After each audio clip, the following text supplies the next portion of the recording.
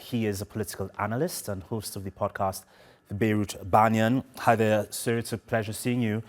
Just to get your first initial take on what's happening there in terms of the possible disbanding of these groups. As our correspondent Hassan Abdullah just said there, some groups are for it, others say they will not disarm. Based on the fact that Syria is full of so many ethnic and religious minorities, do you see them working together for a peaceful future beyond the civil war? It's a fantastic question, and I'll give you my limited perspective from a country that actually found itself in a similar situation some 33 years ago. Ironically, a civil war in Lebanon that ended with the Syrian regime occupying Lebanon. Of course, that regime is now over. That's Hafiz al-Assad, later Bashar al-Assad. Lebanon's civil war ended with a multitude of sub-state groups. There are religious communities here. There is real diversity. There's real tension even on a good day. The way Syria finds itself moving forward, I hope Ahmed al-Sharaa Julani learns from Lebanon and learns from the Syrian example in Lebanon, which is, in the Lebanese example, one sub-state group was left armed, and that's Hezbollah. Of course, Hezbollah became part of the Syrian war, and only recently do we see the rapid decline of Hezbollah. I hope the indicators are, at least at this stage, I hope that Ahmed al-Sharaa pursues his objective of disbanding all sub-state groups, albeit in a peaceful manner. You don't want violence to be the outcome of something which is noble, which is stabilization in the correct way. Not the stabilization we saw in Syria for the last 54 years, which is mired by dictatorial rule, and then, of course, external regime influence.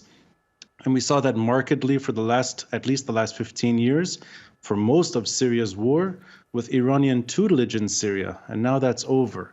So you hope, at the end of the day, that Ahmed al-Sharaa and everything he's said until this point, I think is pointing in a healthy direction, that there's a respect for diversity.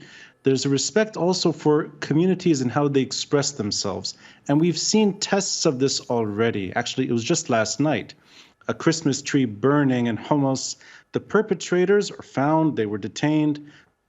My understanding is that they were foreign fighters as well, but that they were detained, and that, yes, there are protests at night, Christians expressing their demands, and they're being met and at least being heard in the right way, not in the minoritarian rule comforting way that Bashar al-Assad mastered, and of course from his father, that minoritarian rule guarantees minority rights.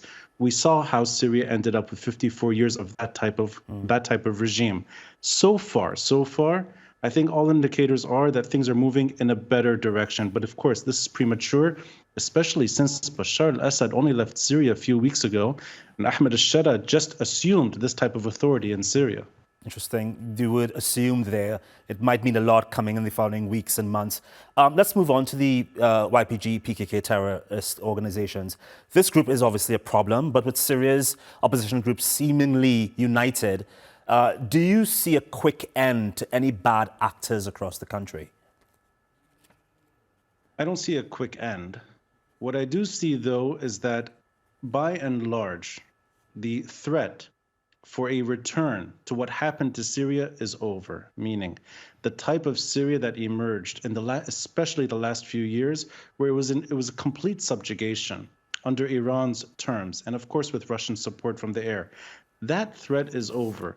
How Syria's Kurds and how they manage themselves moving forward, and I think it's your correspondent earlier that said a form of decentralization, or even for that matter, a healthy way of power sharing among ethnicities that makes sense to Syrians, I think it's early. But that said, I doubt it'll be smooth sailing, and I do see the potential for violence. And of course, a bunch of sub-state militias being reordered in an umbrella organization, there are going to be clashes. One hopes, and the Lebanese example had this, one hopes is that there's a regional understanding.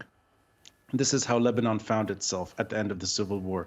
A regional understanding, albeit unhealthy for Lebanon, but yet an understanding that the civil war is over. There's going to be some stability, in our case, unfortunately, under Hafiz al-Assad's regime. For Syria, hopefully, it's something better.